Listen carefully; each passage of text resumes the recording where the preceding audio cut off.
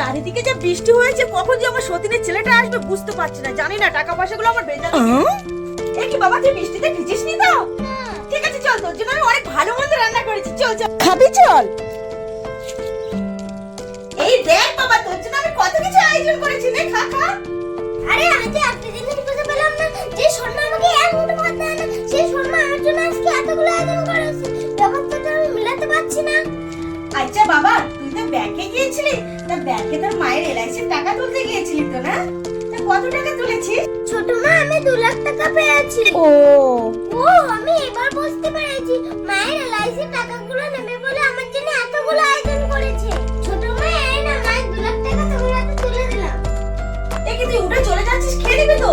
ছোট মা, আমি তো সবসময় লবণ দিয়ে ভাত খাই, সেই জন্য এত ভালো মন্দ আমার পেটে সহ্য হবে না। আর তাছাড়া একদিন ভালো মন্দ খেয়ে পেটটাকে লোভী করতে চাই না।